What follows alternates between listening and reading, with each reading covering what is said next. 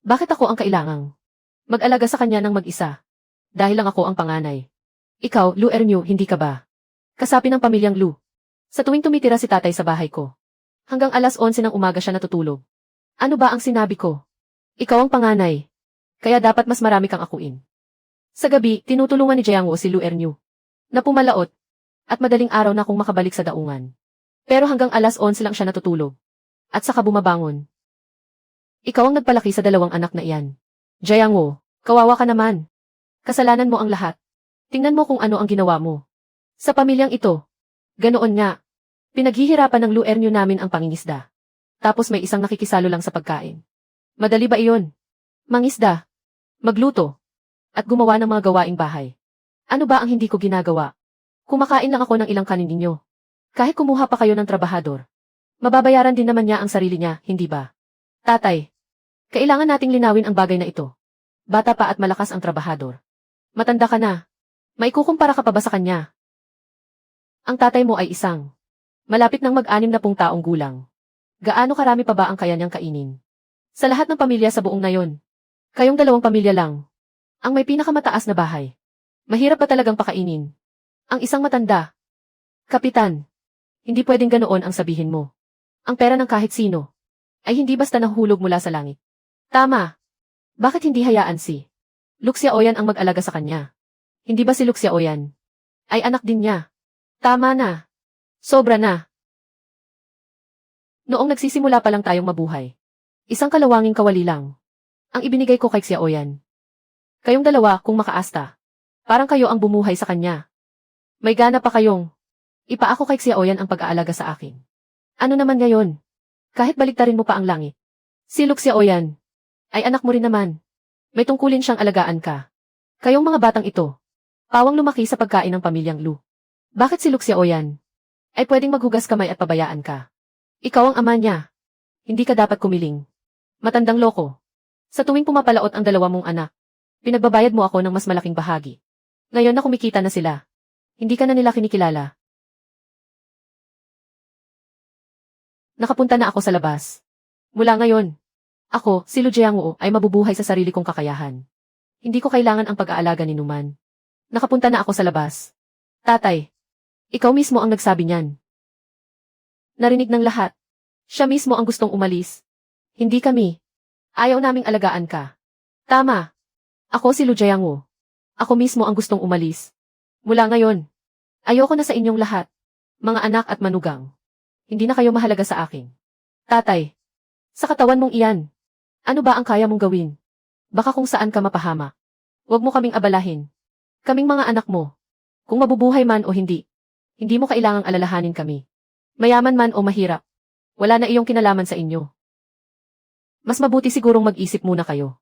Kung paano ninyo bubuhayin ang sarili ninyo. Hindi naman namin hinihinging yumaman kayo. Huwag lang na balang araw. Babalik kayong gutom at uhaw. Matanda na ang tatay ninyo.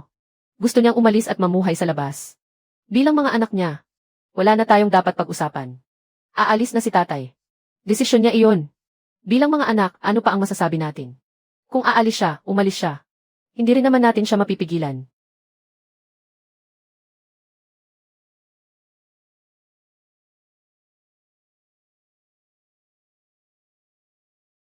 Matandang kaibigan.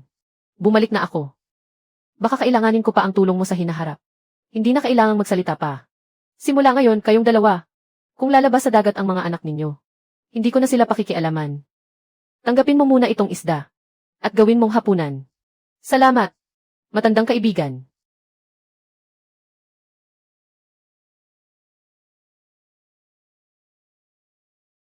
Tatay. Tatay. Ikaw ba iyan? Sabi ng mga tao sa baryo. Ang panganay at pangalawang anak mo. Sila raw ang nagpaalis sa iyo. Hindi pa rin ako makapaniwala. Mukhang totoo nga. Si tatay mismo ang nagsabing aalis siya. Hindi na ito mukhang tahanan. Panahon ng magkanya-kanya. Tatay. Napakalaking bagay nito. Bakit hindi mo sinabi sa akin? May puwang pa ba sa puso mo? Para sa anak mong babae. Noong aalis ako. Pati kalderong kinakalawang na ang bunganga. Hindi mo ibinigay sa akin. Mahiya ako sa puso ko. Wala akong mukhang maiharap sa iyo. Tatay. Hindi kita sinisisi. Hindi ka inalagaan ng kuya at ng pangalawang kuya mo. Ang anak mong babae ang mag-aalaga sa iyo. Tatay, kumain ka na po. Ako mismo ang nagluto nito. Mainit pa.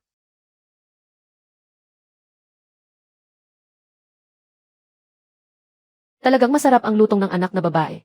Ang hapunang ito. Kahit 1,000,000 piso, hindi ko ipagpapalit.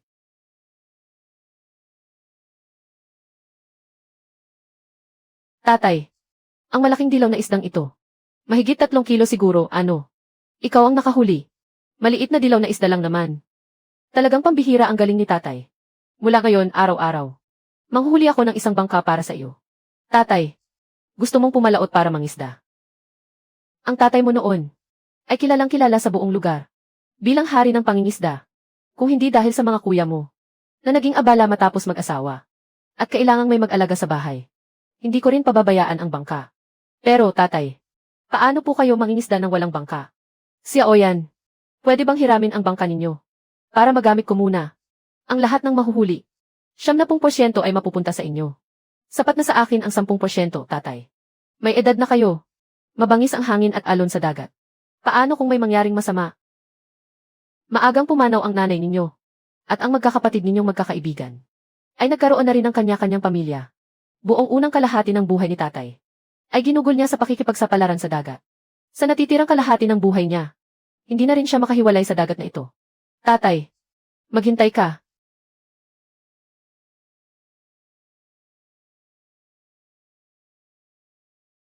Tatay, kaligtasan ang pinakamahalaga.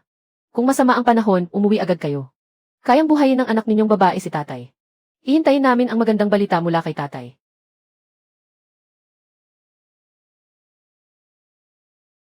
Anak, umuwi ka na agad. Malamig sa tabing dagat. Tatay, mag-ingat po kayo palagi. Matandang kaibigan. Umaasa ako sa iyo. Ilang dekada na tayong magkakilala. Huwag ka nang mahiya. Saluhin mong mabuti. Susi, bakit nawawala ang susi ng bangka ko? Si Oyan, nakita mo ba ang susi ng bangka natin? Inilagay ko iyon sa ikalawang drawer. Bakit hindi ko mahanap? Ang bangka. Ipinahiram ko na kay tatay. Ano ang sinabi mo?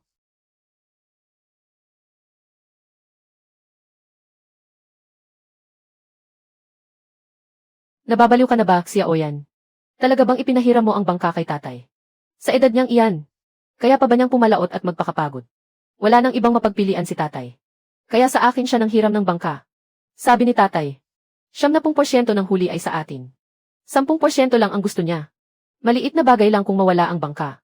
Pero kung may mangyaring masama kay tatay, hindi natin kakayanin ang pananagutan. Si Lujeang Uba ay hindi lang kahapon. Pinalayas ng sarili niyang 2 anak. At ngayon ay pumalaot na agad. Malapit na siyang mag-60 taong gulang. Kaya pa ba niyang mangisda? Siguradong ligtas na makababalik si tatay. Kahapon, nakita ko mismo na nakahuli siya ng isang malaking yellow croaker na higit 6 na kilo.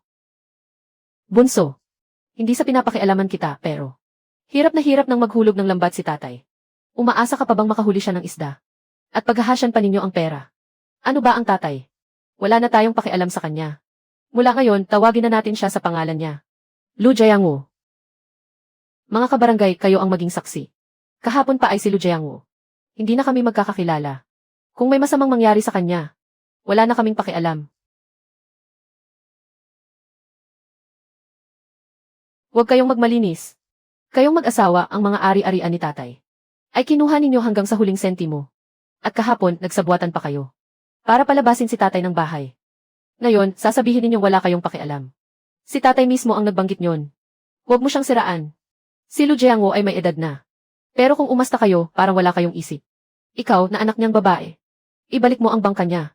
Hindi ba gusto mo lang patunayan na kaya mong gawin iyon para sa amin? Talagang marunong siyang manggulo ng buhay ng iba. Tama na ang satsat. Nang umalis si tatay, wala man lang siyang maayos na bangka na magagamit. Buti na lang at pinalaki kanya sa loob ng maraming taon. Tungkol sa pagpunta ni tatay sa laot, dapat sinabi mo muna sa akin. Sasama ako sa kanya. Mas ligtas kahit paano. Siguradong makakabalik si tatay ng ligtas. At puno ang dala niyang huli. CJ, Kung ganoon, gusto kong makita kung ano ang kayang iuwi ni Lu Jiangwo na malalaking isda.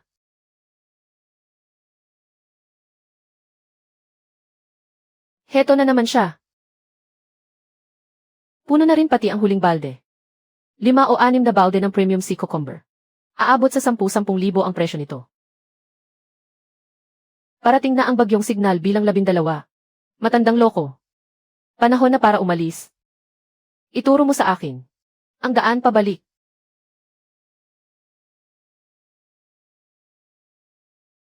Naku, hindi maganda. Bagyo iyon. Mukhang hindi bababa sa signal bilang 10. Bagyong signal bilang 10.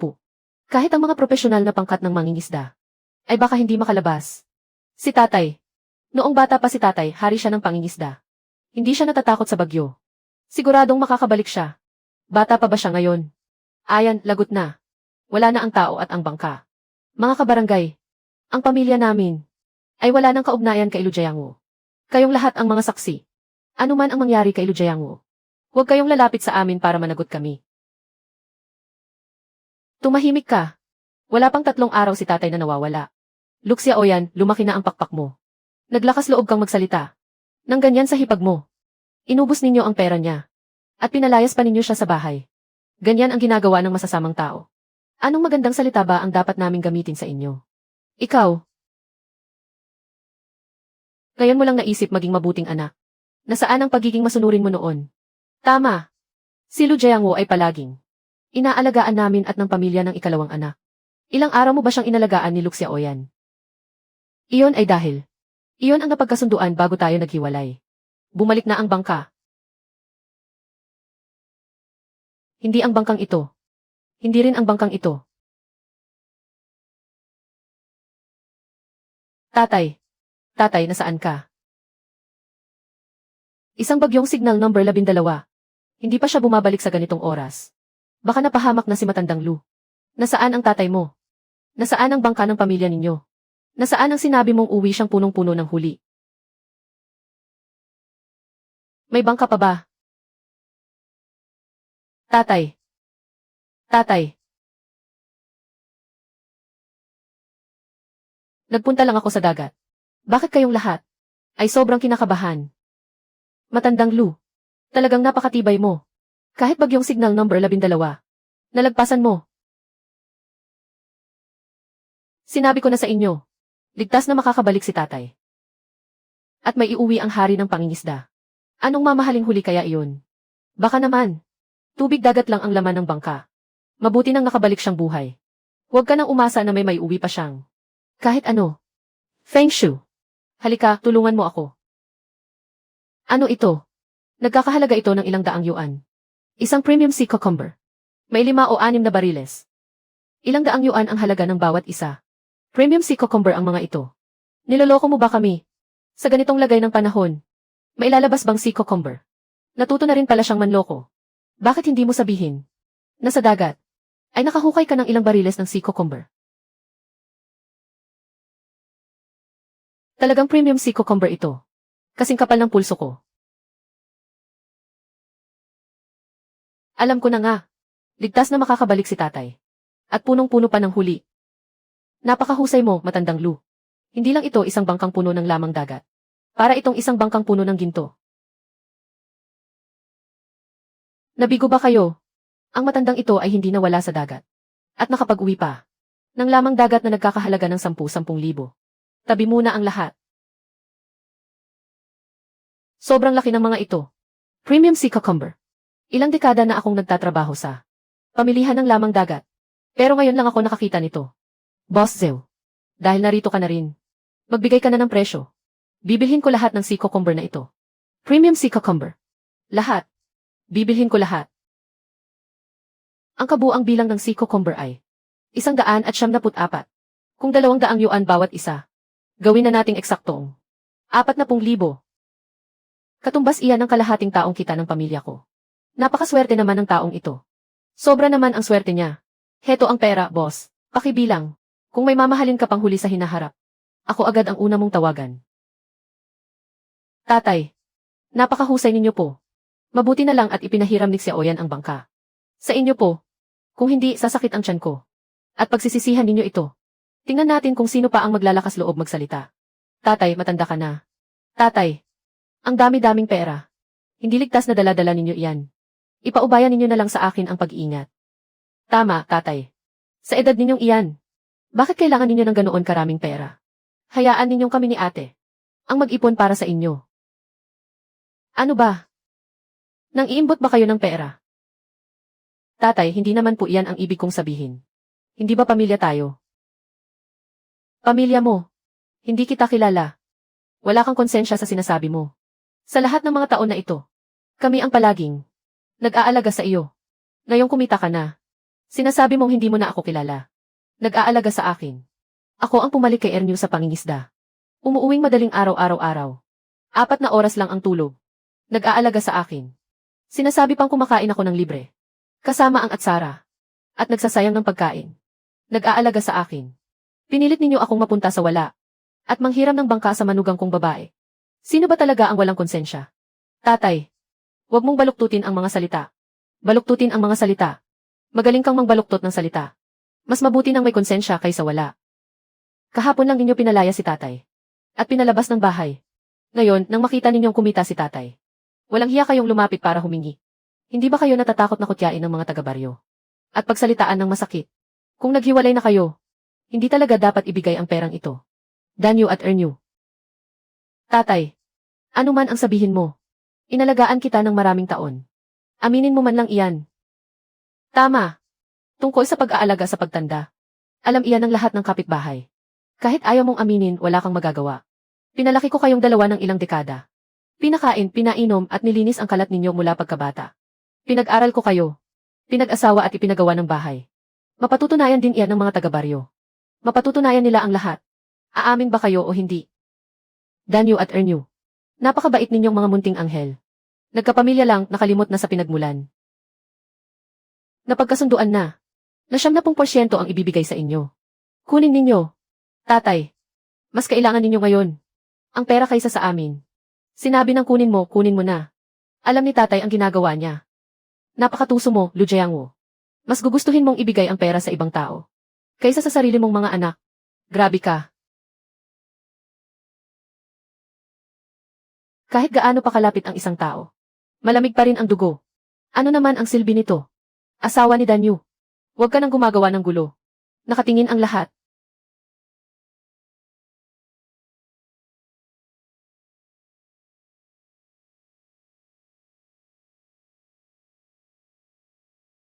Kuya, ate. Ang 40,000 iyon. Dapat pera natin iyon. Lu Jayango. Ibinigay pa talaga kay Luxiao yan. Kung ganoon, sinadya niya talaga. Kakakuha lang natin ng pera. Hindi na tayo kinilala bilang pamilya. Ilang taon siyang inalagaan ng 2 pamilya natin. Bakit siya kikita ng pera? Bakit ibibigay lahat kay Luxiao yan? Swerte lang iyon. Hindi ako naniniwalang sa bawat paglayad niya. Lagi siyang may nahuhuli. Na ganitong kamahal na huli. Tatay, magdamag kang nagpagod. At wala ka pang matutuluyan. Dito ka na matulog sa bahay namin. Mula ngayon, dito ka na makikitira sa amin. Katataboy lang sa akin ang 2 anak ko. Umalis ka na. At tumakbo pa sa bahay ng manugang. Sasabihin ng mga tao sa baryo. Na madaling apihin si Feng Shui na manugang. Kayo po ang ama ko. Bahala ang iba sa gusto nilang sabihin. Bilang manugang ninyo, handa po akong mag-alaga sa inyo habang buhay. Tama ang sinabi ni Feng Shui, tatay. Handa po kaming alagaan kayo. Sige, umuwi na muna kayo. May aasikasuhin pa si tatay. Tatay, magdamag na kayong nagpagod. Ano pa po ang aasikasuhin inyo? Huwag mo nang alalahanin iyon. Pagkatapos ni tatay, pupunta siya sa bahay ninyo. Per. Hindi pwedeng walang dalang regalo sa bahay ng manugang. Ano kaya ang magandang ibigay? Magdala tayo ng ilang king crab. Hindi lang mahal ang mga ito. Masarap pa. Salamat, pere.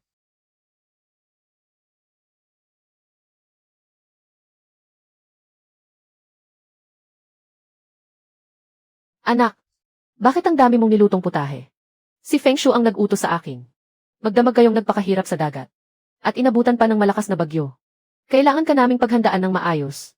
Para maibsan ang pagod mo. Tatay, ngayong gabi. Mag-inuman tayo ng kaunti. CJ, kung ganoon, iluto na rin natin. Ang mga alimang ito, dagdagan natin ng isang espesyal na putahe. Ano ito? King crab ito. Bihira ito sa palengke. Sinasabing mahigit 1,000 ang isa. Kailanman ay hindi pa ako nakakita ng ganito kalaking king crab. Tatay, ito po ba ang ipinunta ninyo? Para asikasuhin kanina. Ilang maliliit na alimango lang naman. Regalo ninyo sa amin sa unang pagkikita. Tatay, napakahusay ninyo talaga, tatay. Tatay, tunay ngang. Kayo ang dating hari ng pangingisda. Hanggang ngayon, kayo pa rin ang pinakamahusay.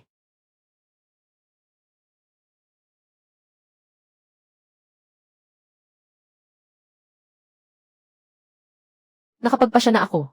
Mag-ipon muna ako para makabili ng bangka. Pagkatapos, ipapaayos ko ng husto ang bahay ninyo. Tatay, gusto pa po ninyong manghiram ng bangka para pumalaot. Habang kaya pa ni tatay. At malakas pa siya, maglayad pa tayo ng ilang ulit. Kumita ka pa ng mas maraming pera. Tatay, hindi maaari. Feng Shu, ano ang ibig mong sabihin? Ang bangka. Hihiramin namin. Pero sa bawat pagpunta natin sa dagat mula ngayon, kailangan ninyo akong isama para matuto ako sa karanasan ninyo sa pangingisda. CJ, tayo na lang dalawa ang magtulungan. Kung ganoon, kayo na ang mangisda. At magluluto ako sa bahay. Habang hinihintay ko kayong makauwi. Feng Shu, anak. Hindi ka pa rin ba kampante sa akin? Ayos lang kahit walang mahuli. Kaligtasan muna. Umuwi kayo agad. Huwag kang mag-alala, kasama ninyo si tatay. Siguradong magiging maayos ang lahat. Ibabalik ko sa iyo si Feng Shu. Hintayin ninyo ang magandang balita namin. Jiang Wu. Nanghiram na naman siya ng bangka ni Xiaoyan para pumalaot. At sa pagkakataong ito, kasama rin si Feng Shu. Sumama rin siya. Kahapon, umuwi siya na may dalang ilang timba ng premium sea cucumber. Baka mapuno na naman ang bodega ngayon. Talagang itinuring ninyo siyang hari ng pangingisda. Swerte lang ang dala niya kahapon.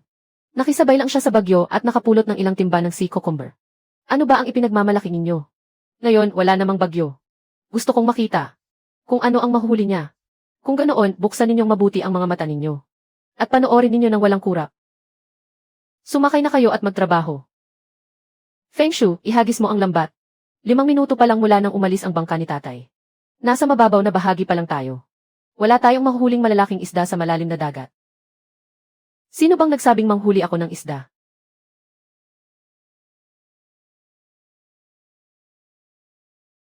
May nakita si tatay. Halika rito at tumulong ka.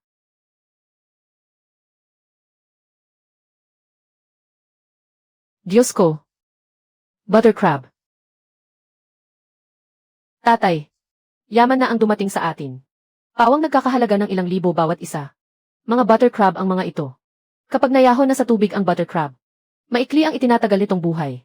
Itali agad ang mga paa nito gamit ang bulak na tali. At ilagay sa malamig na imbakan. Itakda ang temperatura sa 5 hanggang 10 degree. CJ.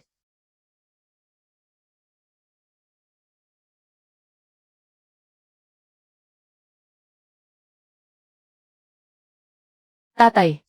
Butter crab na naman. Ang ating malamig na imbakan ay punong-puno na. Tumalikod na tayo. Bumalik na tayo sa daungan.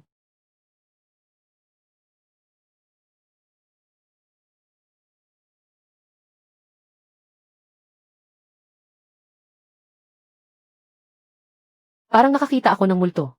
Araw-araw dati, punong-puno ang bodega. Pero ngayon, kahit isang alimango. Anino nito ay hindi namin nakita. Huwag mo nang banggitin. Maghapon na. Ilang piraso lang ng ganitong bagay ang nakuha namin. Siguradong dahil kakaraan lang ng bagyo. Natakot ang mga alimango. Siguradong magiging maayos na bukas. Pero paano ang order ng malaking hotel? Nakatanggap na tayo ng paunang bayad. Ngayon mismo nila susuriin ang mga paninda. 100. Blue crab ang order ng amo natin. Hindi sapat kahit ang mga ito. Kulang pa ito sa pangtanggal ng singa o sangipin ng bisita. May pinirmahan tayong kontrata. Kahapon. Hinampas ng bagyo ang karagatan. Ayaw lumabas ng mga alimango. Wala rin kaming magawa. Ang 100 asul na alimangong ito ay kaugnay ng negosyong nagkakahalaga ng ilang milyon. Personal na pumunta ang aming pangulo para inspeksyonin ang mga paninda. Ngayon, sasabihin mong wala. Katatapos lang ng bagyo, Boss Gao. Ayaw lumabas ng mga alimango. Maaari po bang palawigin ninyo ito ng ilang araw? Dahil ang mahal naming bisita ay tahasang humiling ng asul na alimango ngayong araw. Palalampasin kita.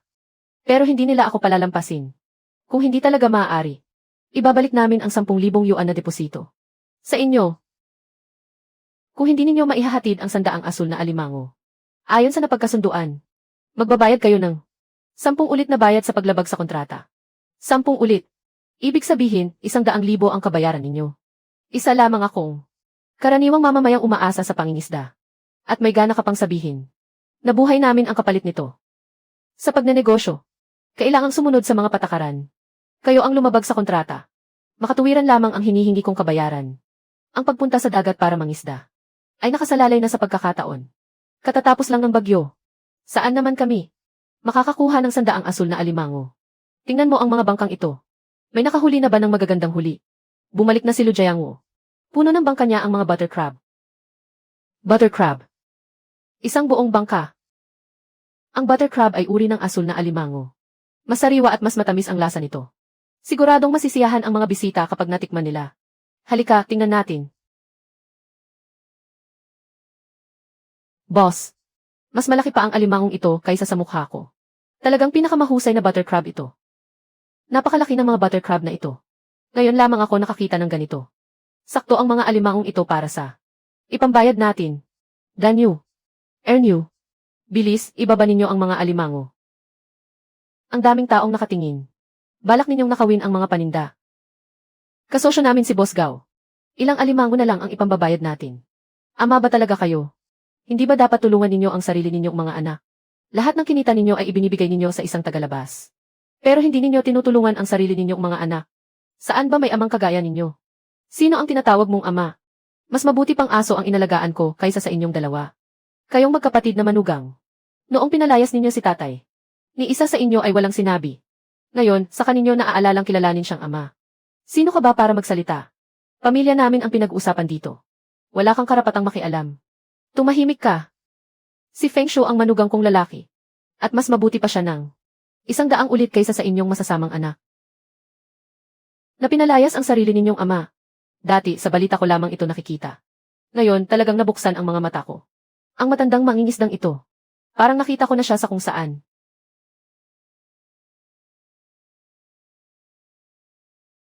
Pwede bang bilisan mo? Huwag kang mabagal kumilos. Naghihintay pa ang kliyente para kunin ang paninda. Nanghuli pa rin kayo ng isda. Pinagtatrabaho ninyo ang ganitong katanda. Pinapapunta ninyo ang matanda para maghanap buhay. Wala namang gustong tumanggap sa kanya. Kaya mabuti na lang at pinatuloy namin siya. Para may makain siya. Masamang bata. Wala nang hustisya sa mundo. Muntik nang ang sarili mong 2 anak.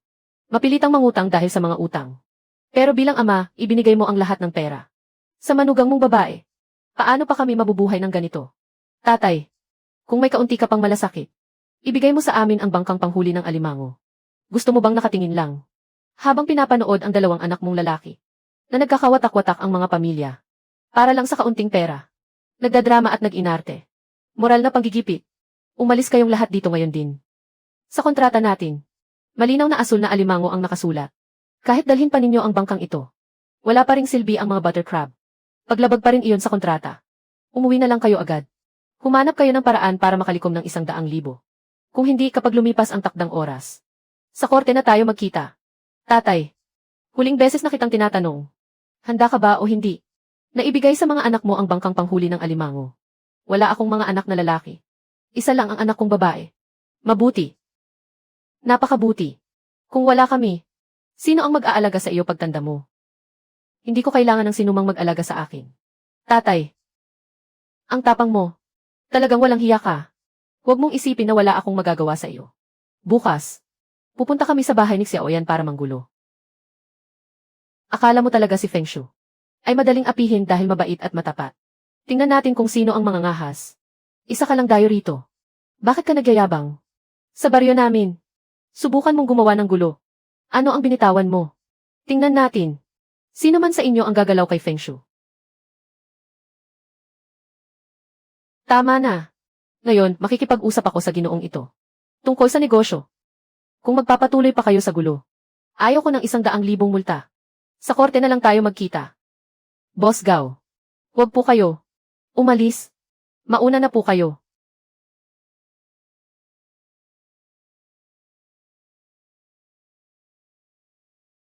Boss, bibilhin ko lahat ng mga butter crab na ito. Magbigay po kayo ng presyo. Ang karaniwang presyo sa merkado ay 1,500 bawat isa. Iyon lang ang ibabayad ko. Walang labis na tubo para sa inyo. Mas mura ito kaysa sa presyo sa labas. Mas malalaki rin ang mga alimango kaysa sa nasa labas. At kagagaling lang nito sa tubig. Sariwa, magpadala ka ng mga tao para magsuri ng mga paninda. Bilangin at tiyaking tama ang dami. Boss, nasuri na ang lahat ng paninda. May kabuang 320 piraso. Premium butter crab. 1,500 bawat isa. Ang kabuuan ay 480,000 yuan. 48. Ngayon lang ako nakakita ng ganito kalaking pera. Kuya, kung wala namang problema, magkasundo na tayo. CJ, may 500,000 sa card. 6 ang password. Ituring na lang na. Paunang bayad ang sobrang 20,000. Sa susunod na may magagandang paninda, maaari mo na lang itong ipadala sa akin. Nang direkta. Boss Gao, makakaasa ka. Huwag kang mag-alala. Walang problema.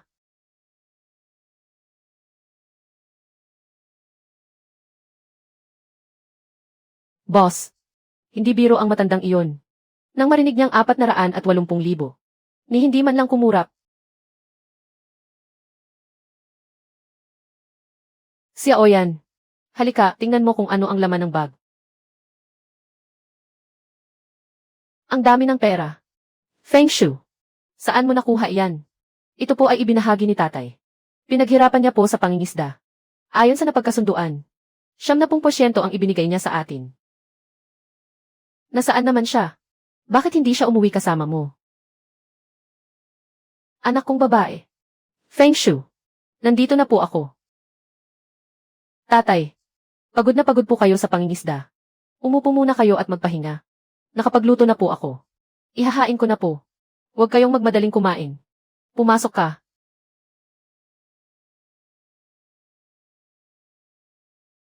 Ito po ay washing machine. Tatay, bakit po kayo bumili nito? Noong hinati ang ari-arian, wala kayong ibinigay kay tatay. Ngayon, washing machine, mga bagong damit, lahat ay ibinabawi ni tatay para sa iyo. Tatay, sa lahat ng mga taong ito, patawarin mo ako, anak. Ngayong kumita na si tatay, kailangan kong pagandahin ang buhay ng anak kong babae. Hindi ko kailangan ng pera. Hindi ng malaking bahay. Basta't mabuti ang kalagayan ni tatay. Masaya at kontento na ako. Mabuti kang anak.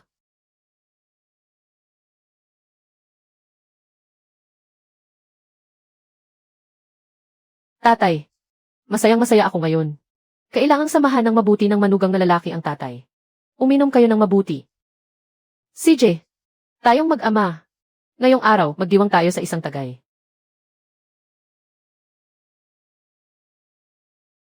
Kung hindi ka naging sakim noon, sa kaunting paunang bayad, hindi sana ako nakipagkontrata kay Gao Kaidi. Pwede bang magkaroon ng ganito? Na 100,000 multa sa paglabag sa kontrata. Dapat kayong magdagdag ng pera dahil dito. Ano ang sinasabi mo? Ang paunang bayad ay paghahatsian ng dalawang pamilya natin. Kalahati sa bawat panig. Dahil ako ang mas maraming nag-asikaso, ako rin ang mas maraming sasagutin. Iyon nga. Si Ernyo ang kumuha ng kontrata. Kaya dapat mas malaki ang makuha ninyo. Ano naman kung si Ernyo ang kumuha ng kontrata? Malinaw na nakasulat dito na si Dan Yuang. Lumagda. Sa batas, ibig sabihin nito ay, kayo ang mananagot. Tigilan mo ang walang kwentang palusot mo. Isang salita lang. 60,000 sa pamilya ninyo. 40,000 sa amin. Iyan na ang napagkasunduan. Bakit mas malaki ang ambag ng pamilya namin? Pinakamalaki na ang kalahati. Kahit 1 sentimo pa, hindi ko kikilalanin. Kayong mag-asawa ay talagang mga linta. Kapag paghahatian ang pera, nangunguna kayong tumakbo. Pero kapag kailangang magbayad, kami ang gusto ninyong itulak sa unahan. Sino ang tinatawag mong linta? Gusto mo bang tahiin ko ang bibig mo?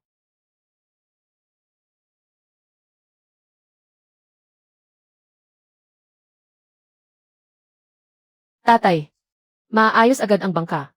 Sa tingin ko dahil ito sa isang bagyong dumaan. Matagal nang hindi naaasikaso ang bangka.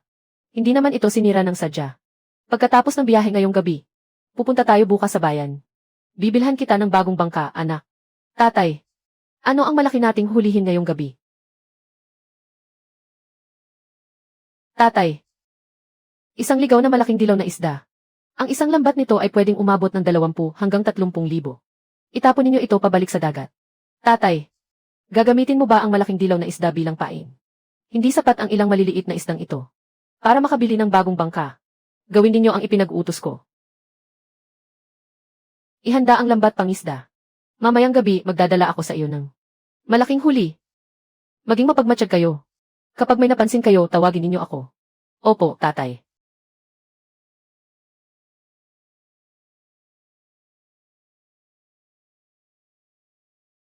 Mukhang uwi tayong walang dala ngayon.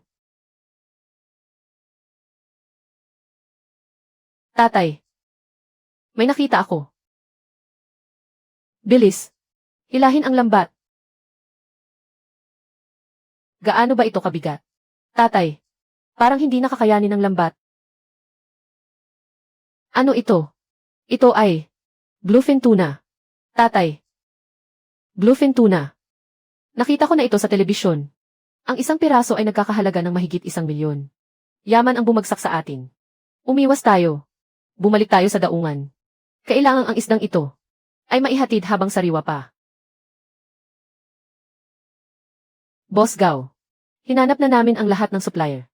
Sa buong bayan, mas maganda ang kalidad ng mga ito. Pero ito lang talaga ang mayroon. Umorder ang bisita ng mga putahe. Sashimi na higit sa ang grado. Hatiin at ihain ang isdang ito. Hindi man lang kasya sa isang pinggan. Ano ang ihahain natin sa mga marangal na bisita? Paano pa ako makikipagnegosyo? Napakahirap pagsilbihan ng mga bisitang ito. May dagdag na order. Bluefin tuna ang gusto nila. Hindi na talaga tayo abot. Bumili ng paninda sa lungsod. 2 oras na lang bago ang salu-salo. Sa tantiya ko, lugi na ang negosyong ito. Sino iyon? Boss Gao. Ako iyon. Lu Jiangwu. Nagdala ako ng huling dagat para sa iyo. Ito ay si Boss Gao. Ang bluefin tuna na ito. Bibilhin mo ba? Ito ang bluefin tuna. Ang ulong ito, hindi bababa sa 200 kilo. Ilang dekada na akong nagpapatakbo ng hotel. Ngunit ngayon lang ako nakakita ng isdang ganito kaganda ang kalidad. Bluefin tuna. At sa unang tingin pa lang, kitang-kita ng bagong hango sa dagat. Boss, kapag inihain ito sa mesa, tiyak na ang mga marangal na bisita ay mapapanga sa gulat. Ang bluefin tuna na ito. Kayong dalawa ba ang nakahuli? Ang tatay ko ang nakahuli. Ako ang tumulong mag-ahon nito. Para sa ganitong kalaking huli. Sa buong baryo, maliban sa tatay ko. Walang ibang may ganitong galing. Mahuli ito. Boss Gao. Hindi naman kami nahuli, di ba? Hindi kayo nahuli. Kuya, malaking tulong sa akin ang isdang ito. Malaki talaga ang naitulong mo sa akin. Bilis. Papasukin ninyo ang 2 marangal na bisita. Tatay. Sabihin mo. Sa magkano kaya maibebenta ang isdang ito? 1 milyong piso, hindi ba? Parang pwede naman. Kuya. Ang bluefin tuna na ito. Mag-aalok ako ng 2 milyong piso. Dagdag pa. Magkano? 2 milyong piso. Kung sa tingin mo ay kulang iyon. Maaari pa akong magdagdag. Boss Gao, bukas akong makipagnegosyo. 2 milyong piso. Selyado ang deal. Ito ang kontrata sa pagbili. Nakakahanda na ang pera. Pagkapirma mo, papasok agad sa account. Boss Gao. Napirmahan na. Kuya. Ano man ang mahuli mo sa hinaharap. Kung magandang huli, direkta mo nang dalhin dito. Bibigyan kita ng pinakamataas na presyo. Tatay. 2 milyong piso. Sa buong buhay ko. Ngayon lang ako nakakita ng ganito kalaking pera. Simula pa lang ito. Sumunod ka kay tatay at magtrabaho ng mabuti. Mas marami pa ang makikita mo mula ngayon. Tatay. Kung ganoon, saan tayo pupunta ngayon? Bibili tayo ng bagong bangka. Ayos, tatay. Puntahan natin isa-isa ang mga kainan para pumirma ng kontrata. Kunin ang paunang bayad. Paano kung sakali? Paano kung hindi tayo makapaghatid ng paninda sa takdang oras? Ano ang gagawin natin? Ernyu, sigurado ka ba talaga sa ideyang ito? Mapagkakatiwalaan ba iyan? Noon, kapag pumapalaot tayo para mangisda, hindi ba palaging punong-puno ang bangka pag-uwi? Kahapon lang iyon kasi simula pa lang humupa ng bagyo. Natakot ang mga nilalang sa dagat. Kaya hindi sila lumilitaw. Kung hindi natin ito gagawin, ano ang gagawin natin? Iyong 100,000 kay Boss Gao. Iyon ang bayad sa paglabag sa kontrata. Pera ba ng pamilya ninyo iyon o pera ko? Ilang tao kayo? Kumain muna kayo. Taga na yon ng mga mangingisda kami. Kami ang magkapatid na Lu. Pumunta kami para makipag-usap tungkol sa pakikipagtulungan. Kami iyong sikat na Lu Danyu at Lu Ernyu. Makikipagtulungan kami sa isang malaking hotel. Paano ninyo nakuha ang pagkakataong iyon? Maliit lang ang kainan ko. Sabihin mo na lang kung tatanggapin mo o hindi. Tatanggapin ko. Siyempre, tatanggapin ko. Ang mga paninda ng pamilya Lu ay pinag-aagawan sa merkado. Narito ang 20,000 paunang bayad. Pagkalipas ng isang buwan, maghatid kayo ng 500 kilo ng batikang isda. Babayaran ng buo sa oras ng paghahatid. Tama nga ang sinabi ni Ernyu. Dahil sa reputasyon ng pamilya Lu, nakakuha agad tayo ng paunang bayad. Ang dali namang kumita ng perang ito. Kapag ipinakilala natin ang pangalan nating magkapatid. Sa labas, sinong amo ang hindi mag-aagawang magbigay ng pera? 20,000 agad sa isang kainan. Kung mapuntahan natin ang lahat ng kainan sa bayang ito. Maraming kainan malapit sa paggawaan ng bangka. Pumunta tayo roon at tingnan natin. Ang pang-ekonomiyang modelo ay nasa 50 hanggang 100,000. Ang panggitnang modelo ay nasa 150 hanggang 300,000. Ang dekalidad na modelo ay 500,000 pataas. Kuya, anong klase po ang gusto ninyo? Kahit ang pinakamura ay 50,000. Iyong maliit nating bangka. Mahigit 2,000 lang ang halaga. Hindi kita hahayaang gumastos, tatay. Ang 50,000 kinita natin sa pagbebenta ng sea cucumber. Dagdag pa rito ang 200,000 mula sa pagbebenta ng bluefin tuna. 200,000 ang bahagi natin. Kabuang 250,000. Boss, bumili tayo ng bagong bangkang nagkakahalaga ng 250,000. Tatay, hindi maaari. Susunod lang po ako sa inyo. At magiging katuwang ninyo. Bukod sa nakakuha tayo ng napakaraming pera ng libre. Dadagdagan pa natin ngayon ang bangka ng pamilya natin. Paano ko pa kayo pagbabayarin, tatay? Pamilya tayo, hindi na kailangang magbilangan. Makinig ka kay tatay. Tama. Pero, wag na nating pag-usapan iyon. Napagdesisyonan na. Sandali lang. Tatay, kumita ka ng 2,500,000. Napakalaking bagay niyan. Bakit hindi mo sinabi sa amin? Iyon nga. Anak mo kami sa laman. Sino ang niloloko mo sa bagay na ito? Hindi mo rin kami maluloko. Ano ba kayong dalawa? Magkano ang kinikita ko? Kailangan ko bang ipaalam sa inyo? Huwag na po kayong magalit. Tungkol dito, darating din ang araw na lilipas ang lahat. Pamilya pa rin tayo. Tatay, iyong 2,500,000. Ilabas mo. Simula ngayon kami ni Danyu. Aalagaan ka pa rin namin hanggang pagtanda. Hanggang sa huling hantungan mo. Tama po, tatay. Maihahambing ba siya sa amin? Ang mga anak na ipinanganak namin ay pawang nagdadala ng apelyido ninyo. Ngayong kumita ka na, gusto mo kaming suyuin at linlangin. Kapag naubos na ang pera mo, isang sipa lang, itatapon ka na naman namin. Tatay, napakasakit naman ang sinabi ninyo. Sobra na ang kabastusan yan. Iniisip din namin ang kapakanan ninyo. Matanda na po kayo. Bakit kailangan pa ninyong pumalaot? Sa edad ninyong ito, dapat nasa bahay na lang kayo. At nag-aalaga ng mga apo. Ay enjoy ninyo ang saya ng pamilya. Sumama na kayo sa amin pa uwi. Magluluto araw-araw. Maglilinis. At mag-aalaga ng mga bata. Pagbalik ninyo mula sa dagat, matutulog lang kayo. Nang 5 oras. Nangat-ngat ng tinapay at kakain ng atsara. At iinom ng malamig na tubig. Ganyan ang magiging buhay ninyo. Hindi naman malaking bagay. Pagtatakpan na lang namin kayo ng mas mahabang tulog. 6 na oras kayong matutulog araw-araw. Tama po, tatay. Bumili ako ng bagong termos. Kaya lagi na kayong may maiinom na mainit na tubig. Umalis na kayo rito ngayon din.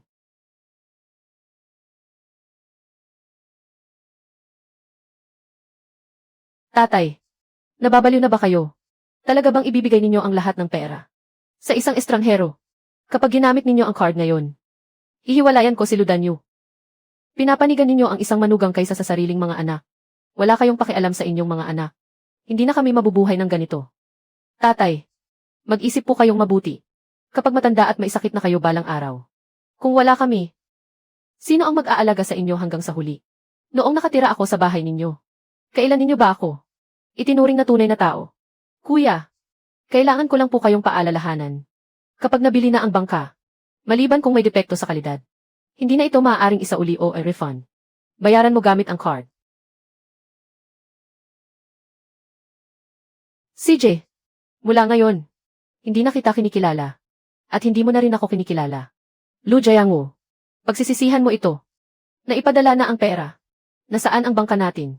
Dito po, pakiusap. Dadalhin ko kayo para makita ang bangka. Kasalanan mo, masyado mong pinalala ang sinabi mo. Ayos na ngayon. Talagang hindi na tayo. Pinapansin ng matanda. 2,500,000. Ngayon, hindi lang pera ang nawala. May nawala pa sa bahay natin. Isang libreng utusan. Walang silbi.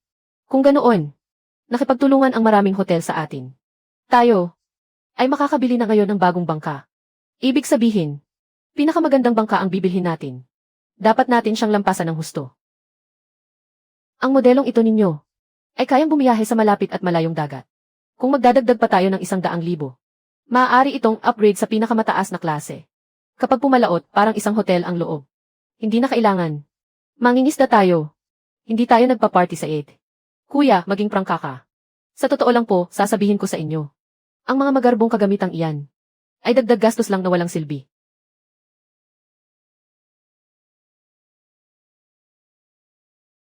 Feng Shui. Umuwi na tayo. Tatay, ang astig mo.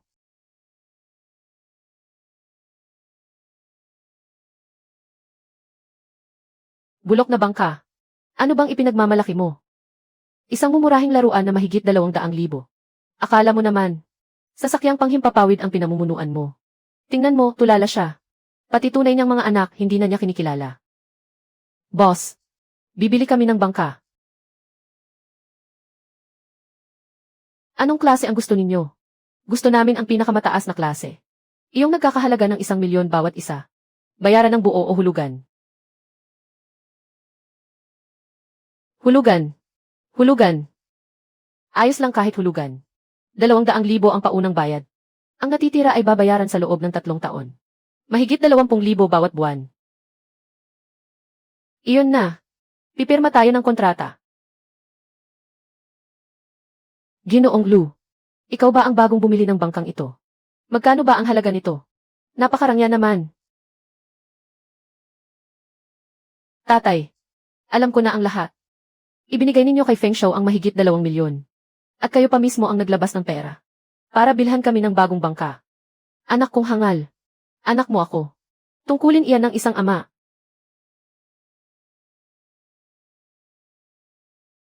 Mabait kang anak. Anong bangka iyon? Bakit napakalaki? Tatay. Kanino ang bangkang iyan? Mas malaki pa ito ng isang dangkal kaysa sa atin.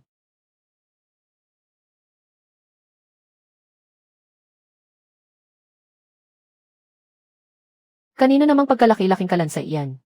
Itabi mo sa tabi ng bangka namin. Para itong palikuran. Iyan na ang pinagmamalaki mong sirang bagay. May mukha ka pang maglayag pabalik sa baryo. Hindi ka ba nahihiya? Wala ka man lang hiya. Dilatan mo nga ang mga mata mo at tingnan mo. Ito ang tunay na bangka. Ang sa iyo, palanggana lang ang maituturing na bangka. Sinabi ko na sa iyo. Hindi mo kinikilala ang sarili mong anak. Balang araw pagsisisihan mo ito. Feng Shui. Tuturuan ka ni tatay ng isang bagay. Tatay. Ano naman iyon? Huwag kang humakbang ng napakalaki. Kung hindi, madali kang mapunit sa ibaba. Ang tawag namin dito ay pagsukat sa dami ng metro. Gamit ang gaano kalaking palayok. Kapag nakabili na tayo ng bahay sa kabayanan, pagsisisihan mo talaga ito. Hindi tulad ng ibang tao. May pera nga pero takot gastusin. Hintayin mo muna, saka natin dadalhin.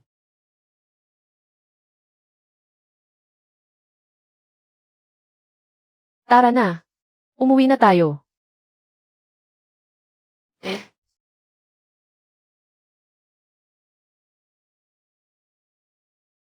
Maaari ko bang malaman kung sino si Ginoong Lu Jiangwu? Ako iyon. Ito ang ipinagawa ninyo sa amin. Ang disenyo ng bahay. Isang 3 palapag na pribadong villa. May sunroom at terasa. May garahe sa likod. Itatayo. Magtatayo tayo ng villa. Sa pag-uwi natin, napag-usapan na namin ni tatay. Hindi lang siya magpapatayo para sa pamilya natin. Ng pinakamataas na banyagang style na bahay sa buong barangay. Kundi sa hinaharap, bibilhan din niya ang pamilya natin. Ng mamahaling kotse. Tatay, ayaw ng anak mong babae ng malaking villa. At ayaw rin niyang magmaneho ng mamahaling kotse. Ang gusto lang niya ay manatili si tatay. Sa tabi niya at alagaan siya ng mabuti. Aba, ang tanga mong anak. Kapag nakatira ka na sa malaking villa, at nagmamaneho ng mamahaling kotse, hindi ba mananatili pa rin si tatay? Sa tabi mo. Anak ko. Ako mismo ang kailangang magpalayaw sa iyo.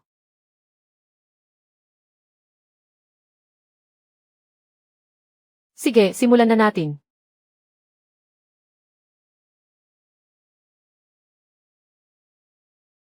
Tatay, maaga akong naulila sa aking mga magulang. Sa puso ko, kayo po ang tunay kong ama. Ang basong ito ng alak, inihahandog ko po sa inyo. Tatay, tama ang sinabi ni Feng Shu. Mula ngayon, makakaasa na po kayo. At mamumuhay ng payapa rito. Aalagaan po namin kayo ni Feng Shu. Walang hihigit pa sa pagsasama-sama ng pamilya. Sobra na.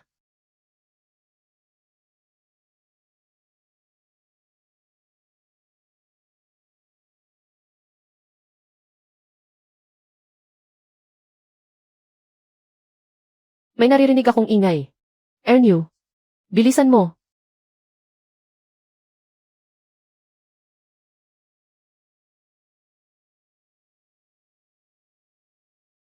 Bakit? Isang buwan na tayong pumapalaot para manghuli. Pero wala pa rin tayong nahuhuli kahit ano. Ngayon ang araw ng paghahatid ng mga paninda. May mga kontrata tayo sa mahigit 10 restaurant. Pero wala tayong maihatid kahit sa isa. Paano na ang 100 kilo ng batik-batik na isda? Mula sa pamilya ko. Ngayon ang araw ng paghahatid. Nasaan ang mga paninda? Ang pamilya Lu. Hindi magkakautang sa iyo ng kaunting bagay na iyan. Ihahatid namin ngayong gabi. May piging sa tindahan ko ngayong hapon. Lumamig na ang pagkain kahit gabi na. Kailangan ngayon na. Iyong mula sa mabahong kainan. Ano ang yabang mo? Ang sinasakyan ko ay ang pinakamagarang bangkang pangisda sa buong bayan. Lagpas na rin sa oras ng tanghalian. Ang 50 kilo kong alimango. Kailan ninyo ito ihahatid dito? Bilisan mo, bilisan mo. Bakit ka nagmamadali? Kaunting lamang dagat lang naman iyon, hindi ba? Kailangan mo bang habulin kami ng ganoon? Tama na ang satsat. Kapag hindi ninyo naihatid ang paninda, pupunta ako at haharangan ko ang tapat ng bahay ninyo. Hello. Ang hulugan ninyong pautang ay 2 araw ng lampas sa takdang bayad. Kailan ninyo maibabayad ang pera para sa buwang ito? Maaari po bang palawigin pa ninyo ng ilang araw? Ilang araw lang po. Siguradong makakahabol po kami. Malinaw na nakasulat sa kontrata. Bago mag-alas 5 ngayong hapon, dapat pumasok na ang pera. Kung hindi, may darating para hatakin ang bangka.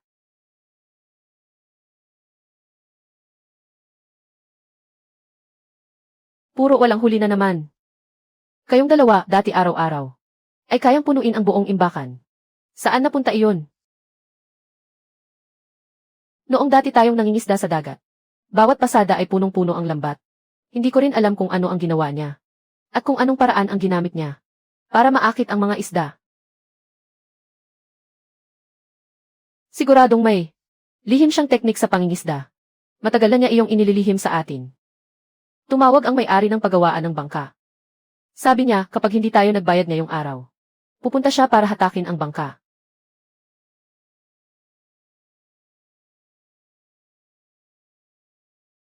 Lahat ng ito ay kagagawa ninyong mag-asawa. Kayo ang nagmungkahi ng lintik na planong ito. Ngayon, mahigit 10 kainan ang naniningil ng bayad sa paglabag sa kontrata. Umaabot na sa daan-daang libo. Ano ang balak ninyong gawin? Noong kinukuha ninyo ang paunang bayad, kung makabilang kayo ng pera, daig ninyo ang kidlat. Ngayon, sa ulo ko ibinubuhos ang lahat ng sisi. Kayong mag-asawa, ang bilis ninyong makaunawa ngayon. Bakit hindi ninyo kami pinigilan noon pa? Ano pa ang silbi ng pagsasabi niyan ngayon? May maitutulong pa ba iyon? Kayong mag-asawa, mag-ingat kayo. Kung hindi dahil sa iminungkahi ninyong paraan, siguradong tubo, walang lugi. Hindi namin ito ginawa. Pinilit ninyo kaming pumirma sa kontrata. Malinaw na nakasulat dito at ikaw mismo ang lumagda. Sino ba ang pumilit sa iyo? Subukan mong magsalita ulit ng ganyan. Gusto mo bang sampalin kita? Sige, subukan mong kumilos.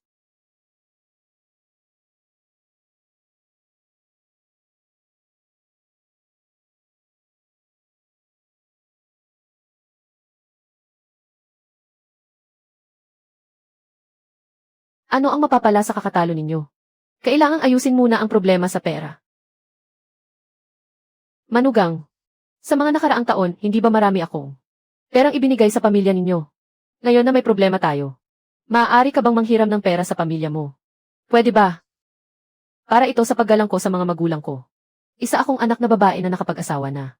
At gusto mo pa rin kumuha ng pera sa kanila. Hindi ako natatakot na pagtawanan ng mga taga na yon. Hindi ko kayang sabihin iyon. Hindi naman sa ayaw kong magbigay. Manghihiram lang ako. Hintayin nating malagpasan ang pagsubok na ito. Doble ang ibabalik natin. Kalimutan mo na ang bagay na iyan.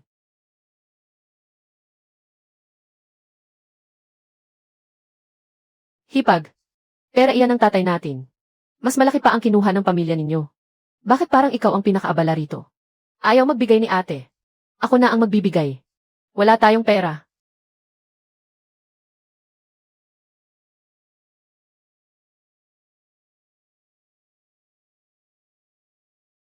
Wala ring nahuling isda. Hindi rin naliligpit ang bahay. Ganito na lang ba ang buhay natin? Mas maayos pa ang kulungan ng baboy. Araw-araw akong pumapalaot at nagpapakahira. Hindi mo ba kayang kumilos-kilos din? Hindi naman ako sumama sa iyo sa pangingisda. At saka, dati ka rin namang nangingisda. Pero maayos pa rin ang bahay. Malinis na malinis. Si tatay ang naglinis niyan. Ayaw maglabas ng pera ng pamilya mo. CJ, kung ganoon, papuntahin natin sila rito para gumawa ng mga gawaing bahay. Wala namang magiging problema, hindi ba?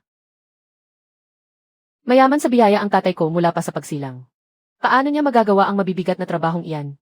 Hindi naman sila katulad mo. Ang mura mong tatay. Sino ang tinatawag mong mura? Walang kwenta talaga ang pamilya Lu. Ipinakasal ako sa iyo. 7 salinlahi na kamalasan ang inabot ko. Sige, ulitin mo pa at tingnan natin. Puntahan natin si tatay at humingi ng tawad. Magsabi tayo ng ilang malalambing na salita. Sa ugali ni tatay. Siguradong mapapatawad niya tayo. Basta bigyan niya tayo ng sapat na pera. Para mapunan ang butas sa ating bulsa. Maaari pa rin tayong bumalik at maging tagapag-alaga niya. Kung kailangan yumuko na lang. Tama si ate. Personal natin siyang pupuntahan. Hindi niya naman maitatanggi ang pakiusap natin. Ayos. Bukas ng umaga. Pupuntahan natin siya.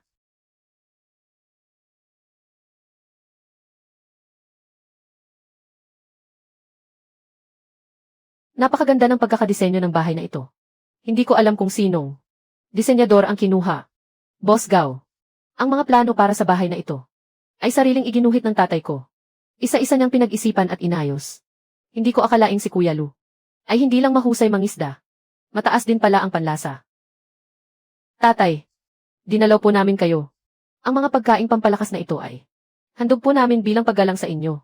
Tatay, alam na po naming nagkamali kami. Patawarin ninyo na po kami. Mula ngayon, aalagaan at igagalang po namin kayo. Ano ba ang ginagawa ninyo?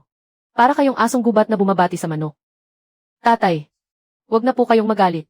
Pumarito po kami ngayon. Para anyayahan kayong tumira muli sa bahay namin. Sabihin ninyo, magkano ang gusto ninyo? Hindi naman malaki.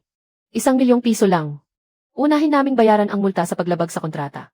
At ang matitira, kunin ninyo para maihulihan na ang bagong bangka. Dapat sapat na iyon.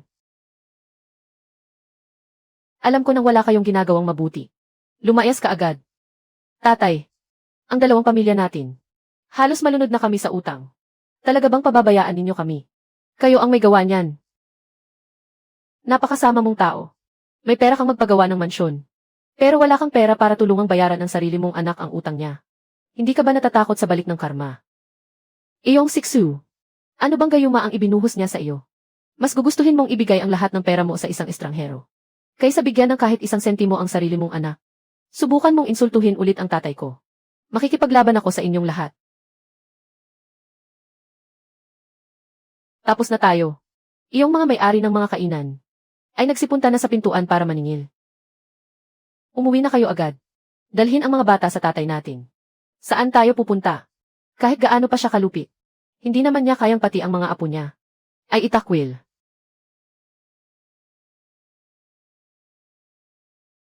Lolo. Naku. Mga mahal kong apo. Pasok kayo agad.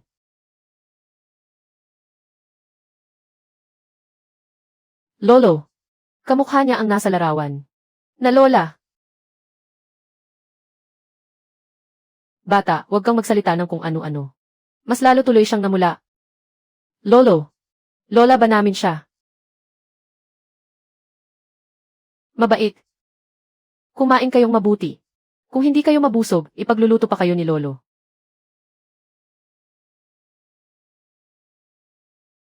Boss Gao. Tingnan ninyo po. Ito ang larawan ng nanay ko. Noong bata pa siya. Diyos ko, paano siya naging kamukhang kamukha? Hindi ba kayo naparito para sumama sa akin? Sa pangingisda sa laot. Ito na ang tamang pagkakataon. Huwag na nating patagalin. Umalis na tayo agad. CJ. Opo. Kuya Lu.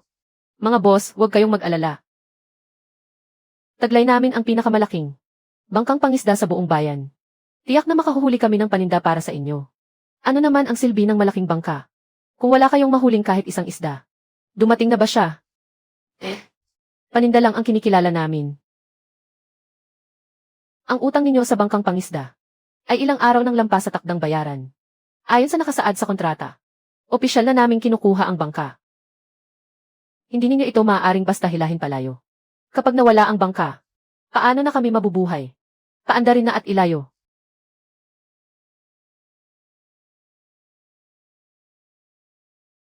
Tapos na. Ngayon, tuluyan na tayong lagot. Wala na ang lahat ng bangka natin. Ano ang ipambabayad ninyo sa paninda? Sa korte na lang tayo magkita. May bahay tayo. May bahay ang pamilya natin. Ipinagbibili natin ang bahay at babayaran ang multa sa paglabag sa kontrata. CJ, pumunta na tayo ngayon. Sasama kami sa iyo. Tama. Huwag na kayong magpaliban.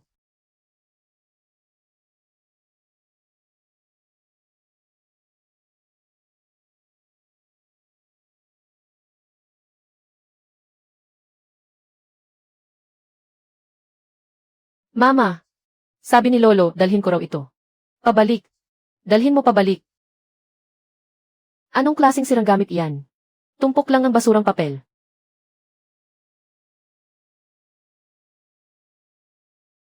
Dalawang kama lang.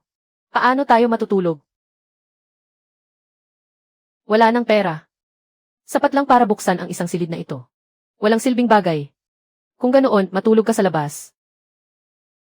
Ano bang kasalanan ko sa nakaraang buhay? At napangasawa kita. Lumabas ka rin. Sumama ka sa kuya mo. Matulog kayo sa pasilyo.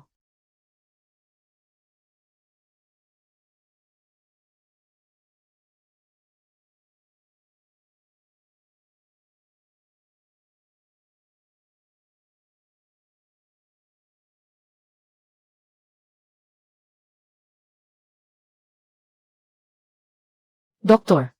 Nilalagnat ng mataas ang anak ko sa gabi. Wala siyang malay at hindi magising. Nakikiusap ako, iligtas ninyo siya.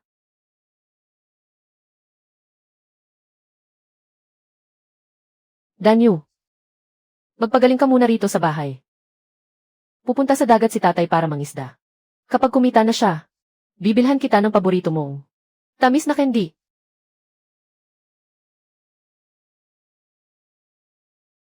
Tatay. Walang utang na loob ang anak na ito. Walang utang na loob ang batang ito. Tatay, nahihirapan kang mangisda. Paglaki ko, bibilhan kita ng pinakamalaking bangkang pangisda sa buong bayan.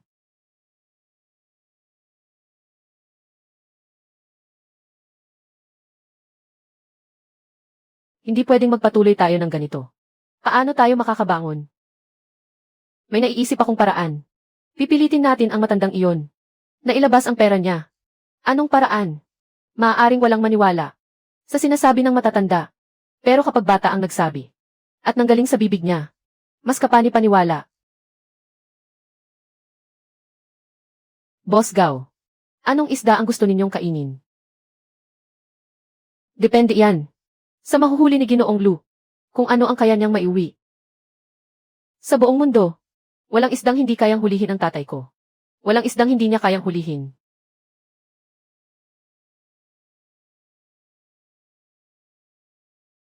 Kuya Lu, ang galing ninyo.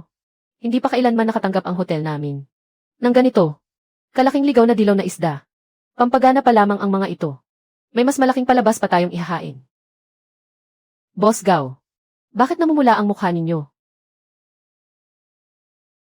Hindi ah. Tinamaan lang ng hangin.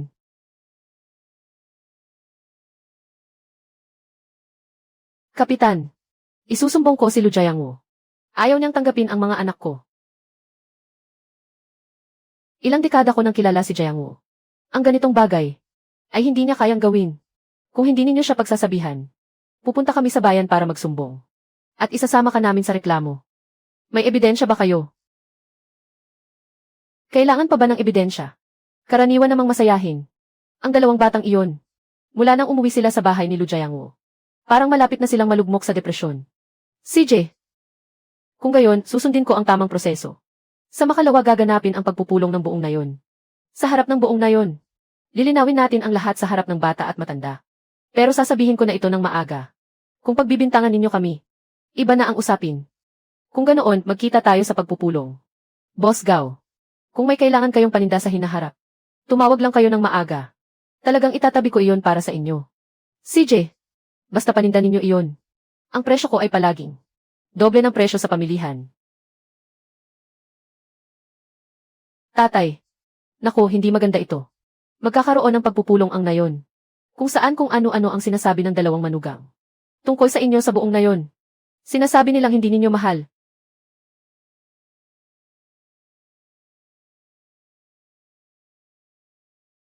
Ang sarili ninyong mga anak, na hindi ninyo gusto. Ang sarili ninyong mga apo. Hindi ito katanggap-tanggap sa langit at lupa. Iniwan niya ang anak kong babae. Sa bahay. Nang walang makain. At walang maiinom. Paano nagkaroon sa mundong ito? Nang ganito. Kasasamang tao.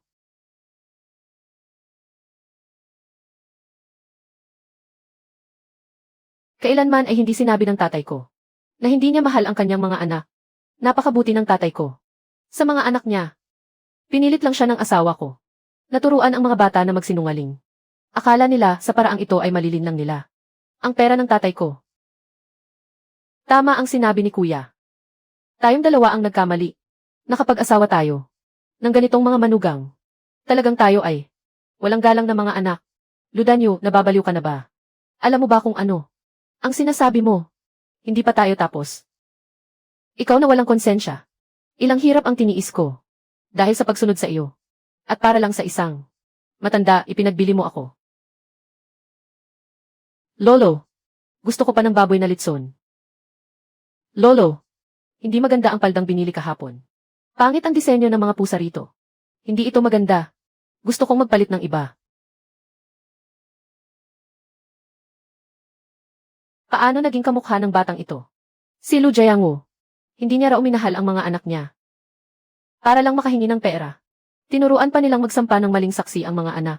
Laban sa sarili nilang lolo. Napakasama talaga ng inyong dalawang puso. Bulok na bulok. Ang mga taong tulad ninyo ay dapat umalis sa nayon.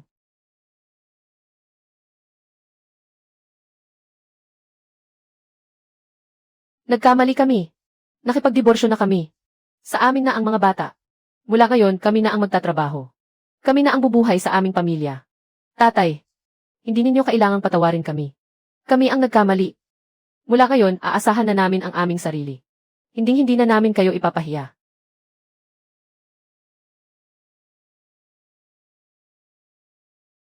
Ayos naman ngayon. Ang huli natin ngayon, mabebenta ng mga 200. Sapat na para makabili ng 1 kilo ng karne. Tara, tingin tayo sa palengke. Para kina Fifi at Huahua. Para naman gumanda ang pagkain nila.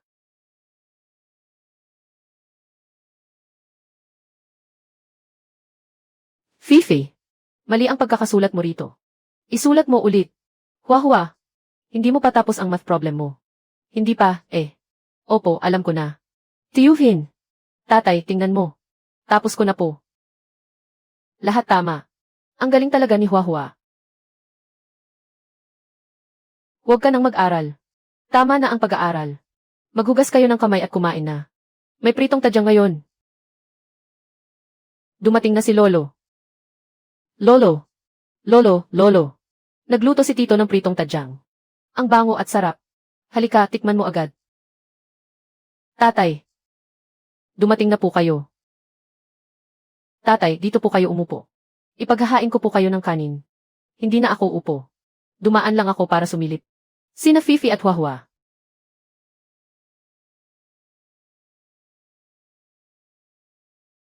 Tapos na ba ang takdang aralin ninyo? Tapos na. Tinuruan ako ni Tiyuhin. Tatay. Pumapalaot ka pa rin ngayon. Kahit hindi malaki ang kinikita.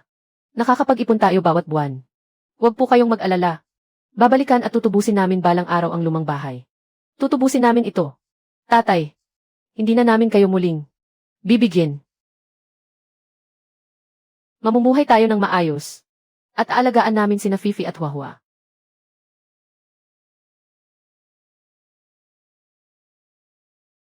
Tuwing Sabado at Linggo pupunta kami kay Lolo. Para maglaro roon. Opo, Lolo. Tatay, may supot dito. Si Lolo ang naglagay nito kanina.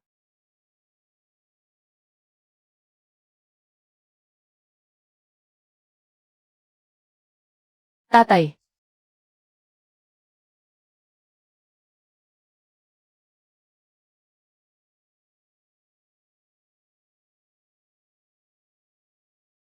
Kuya Lu.